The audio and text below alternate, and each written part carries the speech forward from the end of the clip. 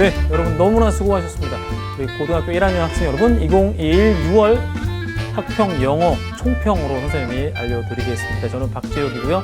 또 김보라 선생님과 우리 김수현 선생님과 함께 끝까지 꼭 완강하시기 바라고, 이렇게 완강을 하면 여러분이 위로 쭉쭉 올라가게 될 겁니다, 여러분. 자, 여러분 그대로 멈춰서 정체해 있거나 뒤로 후퇴해서 주저앉게 될 사람들이 결코 아닙니다. 여러분은 시간이 갈수록 올라갈 겁니다. 자신감도 충만해질 겁니다. 그리고 혹시 시험을 좀 아쉽게 본 친구들이 있나요? 네, 좀 많이 있네요. 근데 괜찮습니다.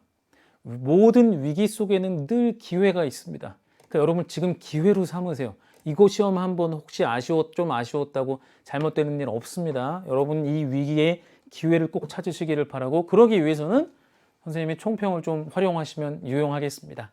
자, 일단 general aspect로 전반적인 측면을 알려드릴게요.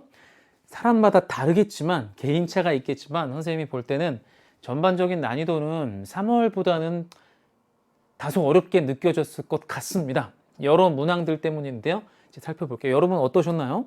그래서 1번 좀 그럴 것 같고 어려웠을 것 같고, 2번 문항 간 커진 난이도 차이를 좀 선생님이 체감했는데 좀 두드러졌습니다. 예를 들어서 굉장히 쉬운 문제는 오답률이에요. 이거 오답률 한 12% 정도. 그러면 뭐 한 88%가 거의 맞았다라는 얘기잖아요. 그런데 어려운 거는요, 68%의 오답률, 10명 중에 7명 가까이 틀린 문항들이 있을 정도로 그 편차가 유난히 컸던 것 같습니다. 그래서 더 어렵게 느껴졌을 수 있어요. 딱 체감하기에 말이죠. 그리고 이게 다 연결되는 겁니다, 여러분. 시간 관리가 그러니까 변수예요. 쉬운 문제는 빨리빨리 풀고 확실하게 가야 되는데, 초반에 너무 쉬우니까 약간 방심하면서 이렇게 풀다가 갑자기 중간에 21번 어려운 거 갑툭튀 딱 튀어나오고 30번에서 또 턱팍 튀어나오니까 정신 못 차리는 거죠. 그러니까 시간 관리가 변수였습니다. 그래서 쉬운 문항에서 시간을 더 확보하셔야 되고요. 어려운 문항은 너무 오래 머무르지 말고 잘 안 될 것 같으면 빨리 넘어가셔야 됩니다. 내가 맞을 수 있는 것만큼은 먼저 다 맞자라는 전략, 이게 전반적인 인상이었고요. 이제 디테일즈로 가서 세부로 갈게요. 대입 파악 문제라고 할 수 있는 주장, 요지, 주제, 제목 유형은요, 여러분이 초반에 봤겠지만 전반적으로 평이하고 무난했습니다. 그런데 길이가 길어서 시간을 많이 소모시키는 22번이 좀 특이할 만했습니다. 그러니까 정답을 찾아서 맞아도 원래 여러분이 써야 될 시간이 1분 20초 정도보다 더 오래 갔을 가능성이 농후합니다. 그러면 시간 관리에 영향을 줬겠죠? 그 다음에 어법어휘는 뭐 언제나 어렵습니다만 특히 어휘가 요즘 추세인 것 같아요. 어법은 돌아가면서 비슷한 사항들이 나오는데 어휘는 처음 보는 문장들이고, 어휘는 어휘력으로 푸는 게 아니라 앞뒷 문장의 관계 가지고 푸는 거니까 하나 풀려면 어떻게 보면 3문장을 봐야 돼요. 적게는 2문장. 그러니까 어렵습니다. 어휘가 특히 헷갈렸고, 예상하기로는 뭐 오답률이 개 중에 가장 높을 것 같은 그런 예상이 듭니다. 자, 그 다음에 논리 파트가 사실 등급 체인저라고 볼 수 있죠. 게임 체인저인데, 첫 번째 빈칸 추론은요 상당히 어려웠다고 써놨는데 사실 다 어려웠습니다, 여러분. 31, 2, 3, 4가 하나같이 어려운 건 이번이 선생님이 정말 오랜만에 봐요. 그래서 여러분 당황했을 수 있는데 31, 2, 3, 4가 다 어려웠지만 특히 이 두 문제는 완전 어려웠습니다.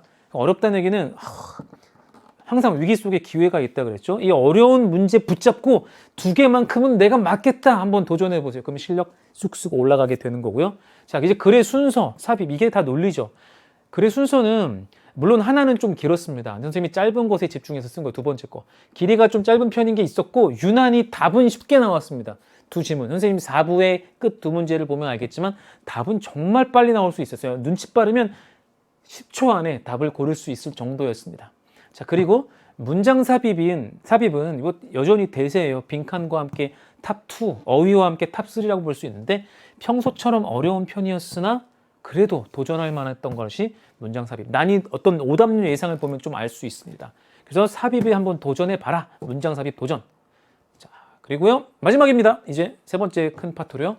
특별 조언을 좀 이제 드리면, 내신 대비, 또 내신 대비가 아니더라도 여러분 향상을 위해서 특별 복습 문항으로 21번 밑줄 친 부분에 어휘, 그 망치 사용하는 거 있었죠? 엄청 헷갈렸던 거. 그거 지문. 그다음에 22번도 아까 길었던 거 있었고요. 이 30번 어휘 문제, 가장 어려운 것으로 예상되는 문제. 그 다음에 빈칸 모조리 다 하셔야 되고, 무관한 문장이 유난히 길었고 오답률도 높게 나왔다 그랬죠?